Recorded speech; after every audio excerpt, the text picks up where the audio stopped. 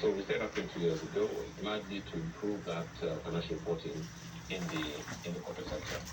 But what has happened over the years is that we've seen it advance to a level where it's sort of like a barometer of best reportings. And hence, we are even seeing new players coming in. So for now, for instance, we have the public sector that has become a key partner to the financial awards. We're making many entries for both their organizations and counties. And they did this largely so that they could get feedback on whether the entities are reporting in the right way based on what's happening in the corporate sector.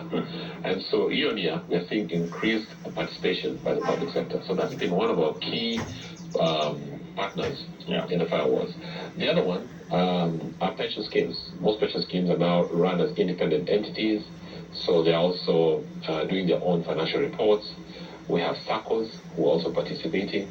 So you can see it's grown beyond its initial formation. And so today it is recognized as really the one key event that every head of finance team would like to participate and also get scored on what they've done.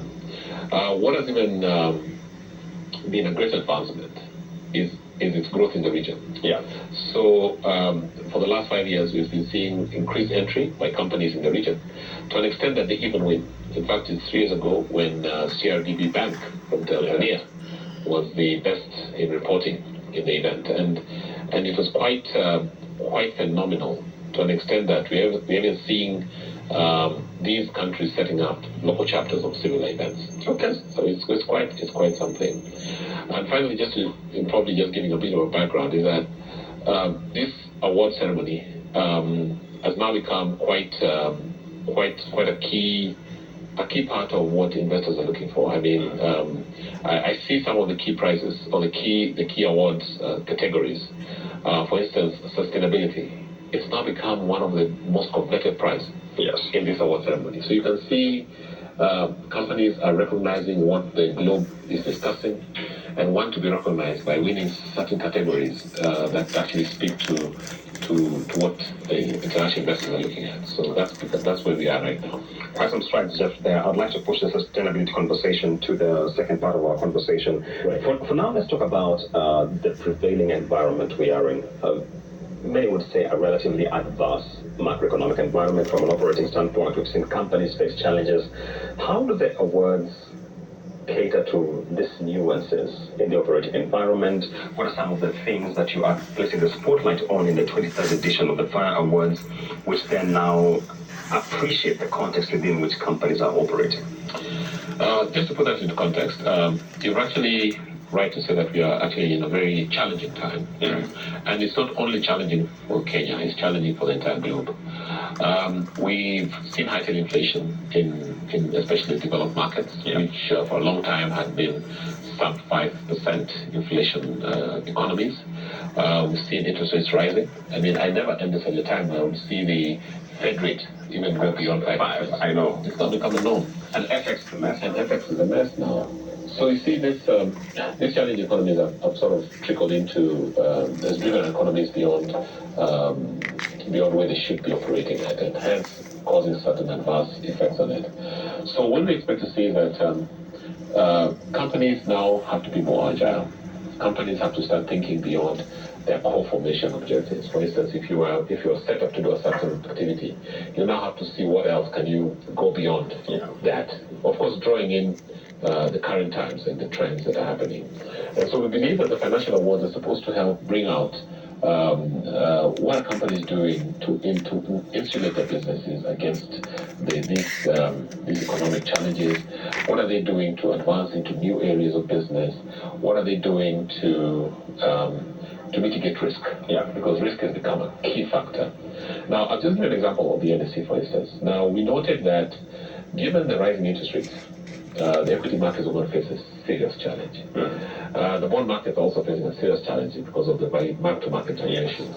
So if we're going to wholly rely on trading levies, then the company wouldn't do well. So what did we do? We said, let's go for what you call non-variable income. And so we looked at other lines of business. So we said, let's go into data. Yeah.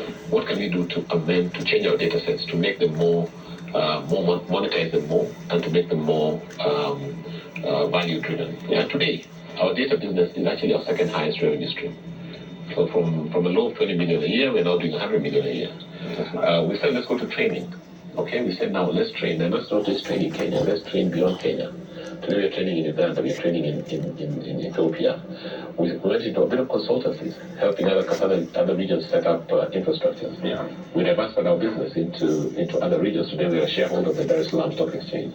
So that level of agility is something that actually companies need to adapt to survive during these times. Yeah. And from a reporting perspective, giving this information to investors, giving this information to your stakeholders is very, very important, and bringing them out so that they can have confidence that these organizations are not adversely facing challenges and they are likely to survive into the future. So the awards are supposed to give that level of feedback. When we recognize a company in a certain category, for instance, we recognize a company in risk management. Yeah. You should actually ask yourself, what has this company done better than me? What can I learn from that process? Yeah. If we recognize a company in, for instance, sustainability, what are they doing towards that? Cybersecurity, all these various categories that we pick.